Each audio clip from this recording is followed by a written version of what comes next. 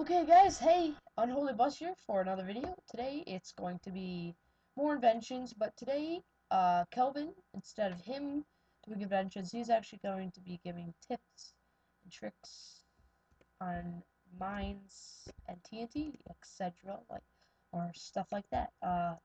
So guys, introducing me, obviously I'm already here, and introducing Kelvin or Dobson CA98.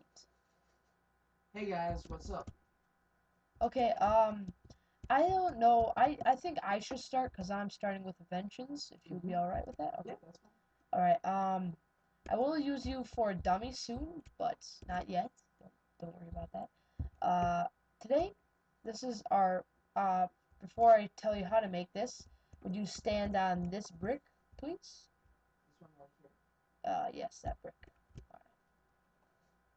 You will actually fall into a little cave or whatever you build. If you would fly back up here. Alright, the way this works is these will actually come out to hold, the pistons will actually come out to hold the sand, and when you move this away, the sand will actually fall, which will drop uh, everything down to the bottom. Now, a quick tip before anything happens is you want to put a bunch of lights down there if Kelvin could. Put Yep. a bunch of lights down there, which will actually trigger, or not trigger, get rid of any sand blocks that fall and will turn them into stuff that you will be able to pick up into your inventory immediately. Now, this is one of the easiest things that I've probably ever made, but it's one of the coolest. All this is a lever, uh, just goes down a step, the cord goes down a step and connects to two repeaters onto a piston, and that's pretty much it. Now, usually, uh, if you would, I'll be the example this time, so you guys can see if you would pull the trigger. Obviously, when it falls, as you can see, can you put a couple sand up there for a second and drop that again? Sure. 1 minute. Alright, actually watch when it lands, it will actually come down, it will come down regularly, and when it hits the lights, it will actually break into pieces you can catch. Are you ready? Yep. As you can see, it pops up into two pieces that you can pick up. So it's always really good, easy, and usable. Okay, now next to probably the most exciting part of this episode is Kelvin's tips, tricks, because he's, Kelvin, he's the guy with dynamite. Alright, well, you may get started. Okay, guys. Well, obviously you've seen me working with dynamite and explosives in general, but there are some things that you need to be aware of when working with this. First of all, always be ready for the delayed reaction. Um, Dynamite um, is never going to be, oh, it's there and now it's blowing up. It's going to take a little while. As I've demonstrated here, um, once you step on this pressure plate for landmines, you want to have a distance for the TNT.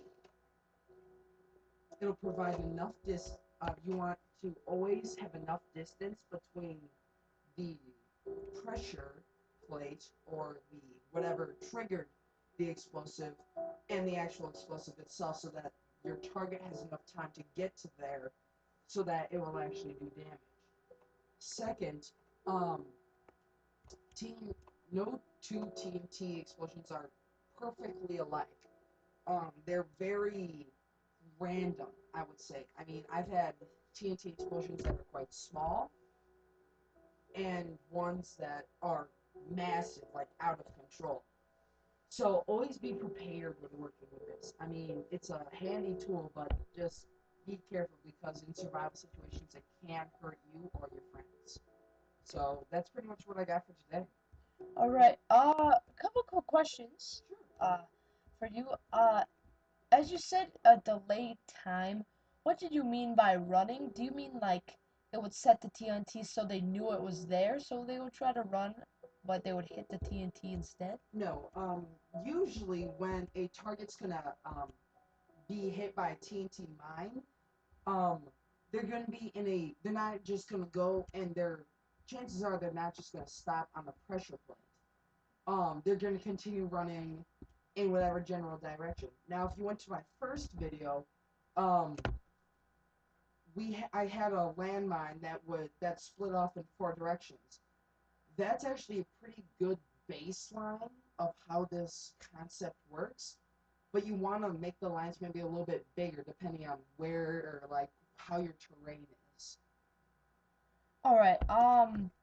And last but not least, quick question about TNT in general. Before in the first video, if you guys have not seen it, he made mines. Uh, and those actually connected out to four ways. Why had you done that? Did you just do that to either split the damage so they couldn't run anywhere, or was it just kind of a trap, or what was that? Well, the whole idea behind it is that you never know which direction they're going to be running. I mean, that's one of the true problems with pressure plates. They're not directional. So Yeah. like if they run from the right and head left, um, you might be setting anything that's connected to that pressure plate is going to go off. So I wanted to make sure that if something's landing on that and is going to continue going, that one of my mines will eventually hit it. Oh, all right. I get what you're trying to say here. All right. Well, if you guys, oh wait, sorry, that was the wrong sentence. As usual, rate, comment, and subscribe. Uh, and comment if you really want to.